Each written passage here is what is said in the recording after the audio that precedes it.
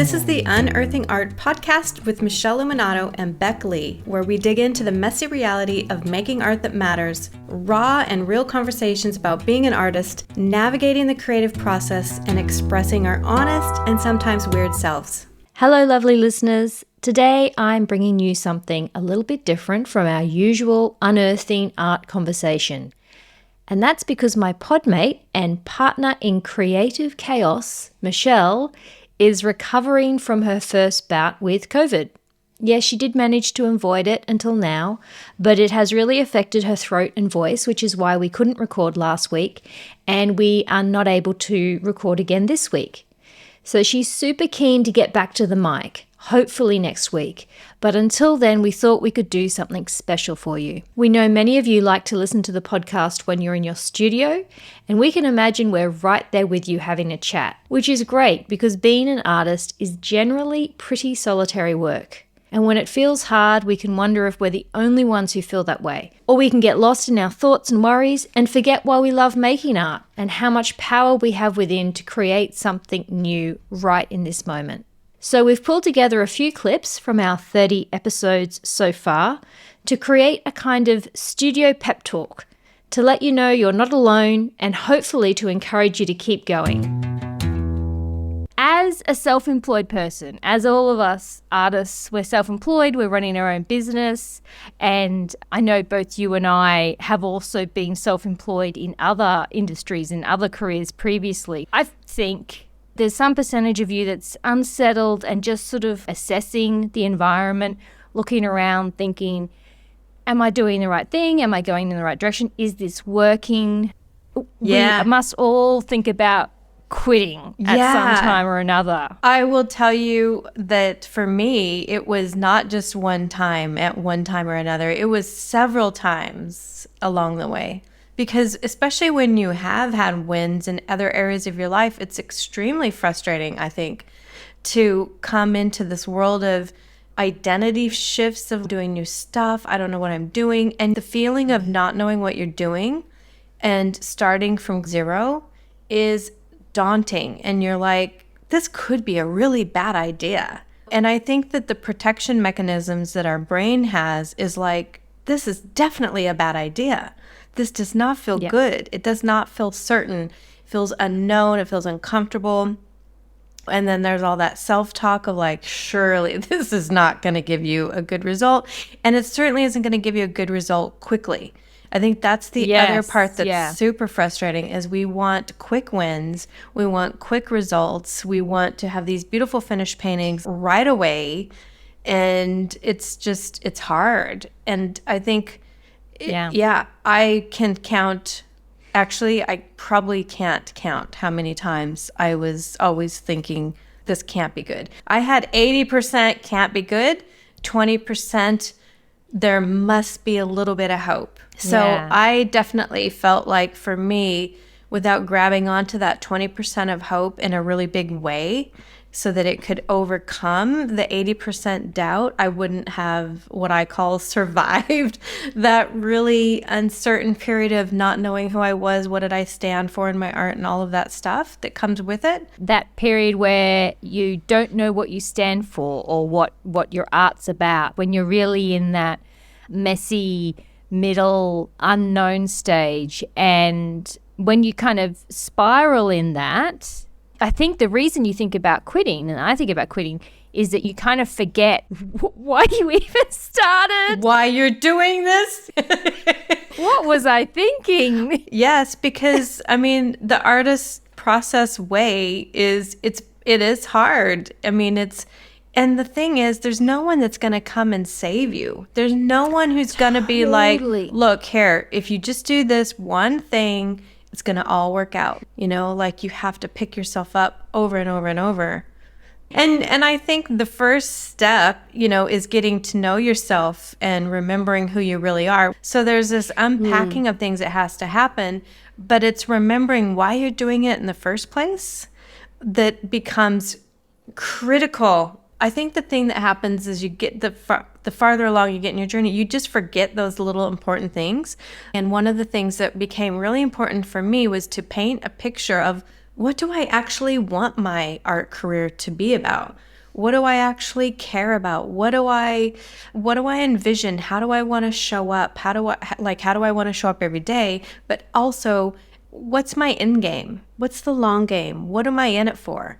And so what I ended up doing was I started looking at like, well, who are examples of artists that I love their trajectory, like where they went with life and what they were doing, and then I even looked at really, really top end artists of how far can I go? How far do I want to go?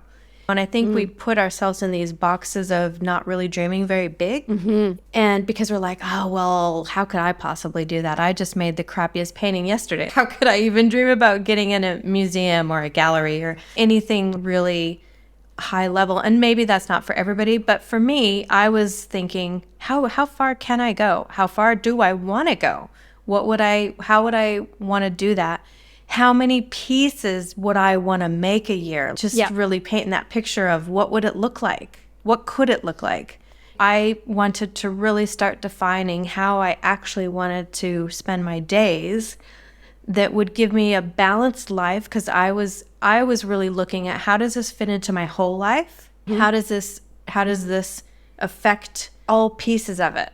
And it goes back to the why are you creating it in the first place? Like, I want to have an artist lifestyle in my life, full stop. There's no option. Yeah. And what is the artist lifestyle? Because I love that. I love the idea that it's the process. It is the process. It's how you show up in the studio. Do you like to go for walks in the morning before you show up in the studio? Do you like to drink your tea? Do you like to have a cup of coffee with your partner? Like, what does your actual day look like? And I know that sounds really basic because I just talked about living the life of the big vision. But in order to get big visions, we have to learn how to show up every day and tackle that one little thing. So I think for me too, the other part that has been important is this adventurous mindset that knew that today was not the day that I was going to be in a museum or a gallery.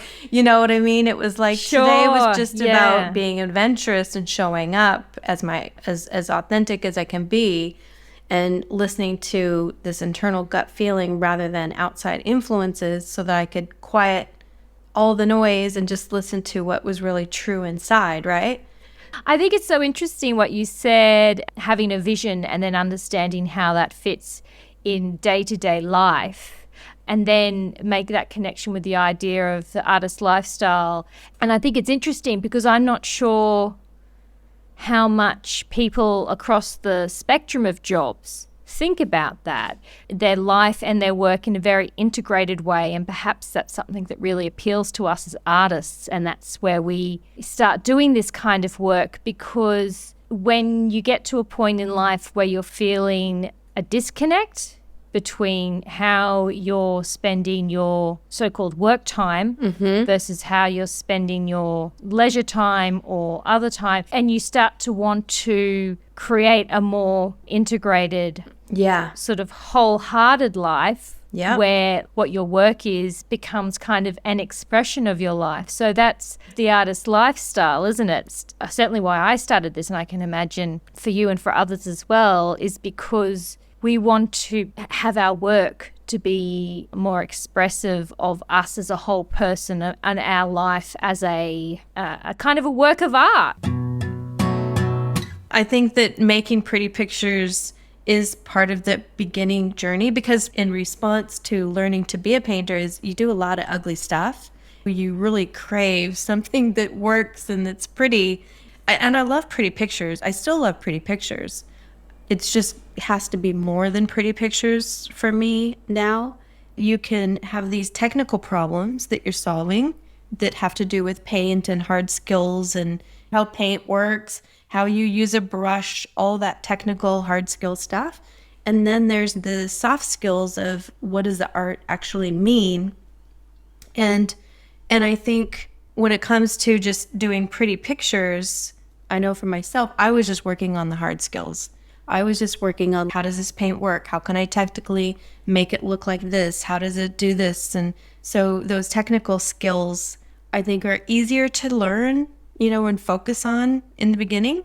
at least for myself. I don't know about you, but I just found that it's easy to put the other stuff aside because you're like, oh, I've got all these technical problems I need to solve.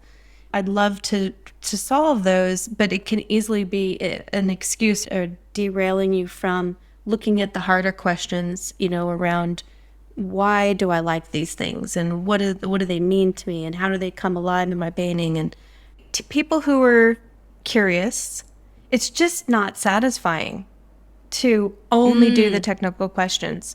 And you could say that, yes, I'm a deep thinker and I need to have more substance, but I think it's just not satisfying. I think we're too curious. I think the technical questions alone are not enough. Yeah. Is that what you found? Do you think that's what led you in your journey? Absolutely. I'm just too curious to not continue to ask the questions of what about this and what about this. Then I need to ask the technical question on how to solve that. But first I need to figure out what is it that I love and what is it that I like. What am I about?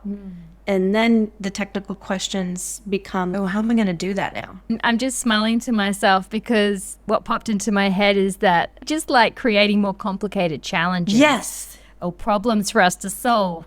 And it's a lot more challenging to solve the problem, how do I express this feeling and this unique perspective, than how do I mix the right shade of blue? Yeah. Which is the more interesting. Yeah. We're just hardwired to seek the more interesting problem to solve. I'm deeply interested in the process, in the inner world that we have as human beings.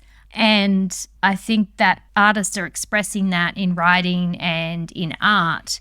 And I think when we talk about art that matters, sometimes when we get into the midst of expressing something that's very personal to us, when we're in the studio, I really do think that we can get the idea that that's not valuable. It's not real art. It's somehow less than because it is more feminine, internal, kind of inner world perspective, and that somehow if we were real artists, we'd be not just like doing therapy on canvas, basically. Sorry, but my number one rule, and this is probably going against the grain of a lot of people because I'm like, what? That doesn't make any sense to me. My number one rule, what art has to do for me, is it has to heal me. The experience of making painting and art, it has to feed me. Like, I see it as a place that always heals me. So the fact that that wouldn't be important would blow, like, just, it's not an option to think like that. I'm like, no. It blows your mind. There is no way there is in the universe way in the universe that you can tell me that art does not heal. So that is my starting point. That's my base. That's my foundation.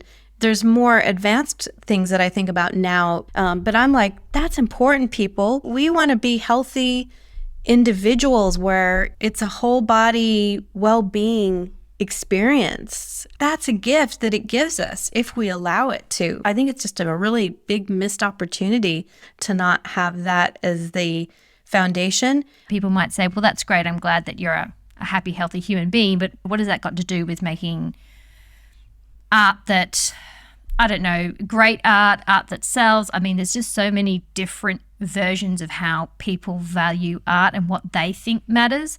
But I will say that something that I have believed for a really long time, back from when I was copywriting and writing for businesses, and what I found over time is that I only wanted to work with people who had a core belief in what they were doing. To me, that's really important because energy communicates. And in terms of writing, that's one of my basic principles that I believe in, is that the energy that you bring to the page communicates through those words. When you want to communicate in writing, you need to come to the page and believe in it. Believe in it and be just calmly confident about the value that you have to offer and feel it with your whole heart. And now I'm seeing how that directly relates to what you're saying about art, because what I'm saying is the paint on the canvas or whatever it is also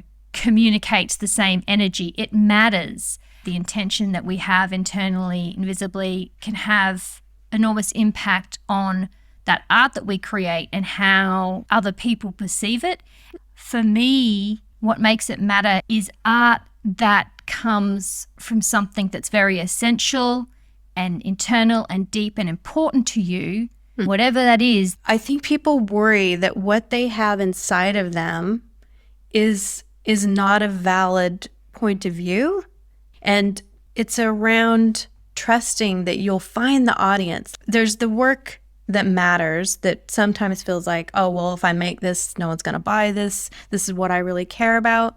But I think that sometimes that leads us to making work that's like we water down our ideas because we want it to be palatable, if that makes sense. So then there becomes more sameness. We look to other people. Oh, well, this is what a painting should look like. And we look to these outside resources beyond our own internal gut instinct of what paintings should be like. And I don't think that that is something that we have to worry about. I mean, the world is such a huge place. It's so big. Yeah. And we can always find people who align with our vision. People who resonate with that energy that we're putting out into the world. Yes. Which sounds really woo-woo, but I really feel that in a really practical way. In a really practical way. People want what we have within us to give. As simple as that. Yes. Yeah. Yes. And I just feel like making work that matters has so much to do with expressing ourselves as individuals and really tapping into, again, why are you in the studio in the first place? And I don't feel this heavy burden of, oh, I don't want to get in the studio. I'm more of like, I made a huge disaster in there yesterday. That didn't work. What can we do today that may or may not work? And so it's always the state of curiosity that brings me into what matters for me. That hits on a point that's really important about part of this process is actually bringing out into the light and acknowledging what's going on inside your head. What are the competing demands? Because I have been in the studio standing in front of that painting wall and probably in the early days, completely unbeknownst to me, had these conflicting voices in my head going at the same time. So I'm there thinking, should I put green in this bit, or is now the time to put a glaze on? I don't know. And meanwhile, in the back, the other one that's also saying, are other people going to like this? I haven't seen a lot of green paintings on the internet lately. Oh, I really like how that other artist has these kind of things. All of those things could potentially matter, couldn't they? So you have to bring that out in the open, look at those different views and say, okay, let me just state for myself what does matter to me. What is the most important thing to me? And I think it's really important that these conversations are out there because it's just good to know that all these aspects of art making do exist. And if it's going on inside your head at the moment in your studio, you're not alone. We all have these questions.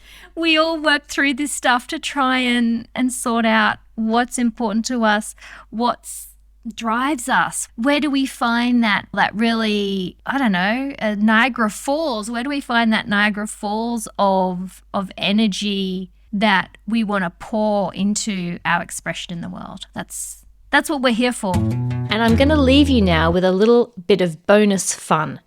This is a clip from the very, very first time Michele and I did a test recording together in preparation for starting the podcast. Now, our process is that we record each end of our conversation separately, and I put those two files together for editing. And I had read that in order to get those two audio files aligned or in sync more easily, it was a good idea to have a loud noise like a clap on both mics at the same time so that you can match those up. Well, you're about to hear what happened, and I think it gives a good indication of what was to come. Thanks for listening, and we will catch you next time. But before we go any further talking and testing, we're going to do a sync clap in front of our front of our mics. So we're going to go 1, 2, 3, clap. Okay. Okay, ready? I don't know how this is going to work. Okay, ready? 1, 2, 3. Do we do it on the 3? Is that better? 1, 2, 3.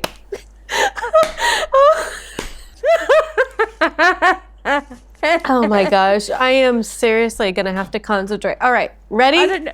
Okay, 1, 2, 3. That's not a slow, steady count. 1, 2, 3, go. You gotta let go. Okay. One. All right. Ready? 1, 2. I don't know what's happening. I don't know if Are you known for your bad rhythm? Just like I'm not known for my rhythm. My kids definitely make fun of me all the time. oh my god. But I think I'm in rhythm. Who knew that your rhythm was going to get in the way of podcasting, Michele? Oh my gosh.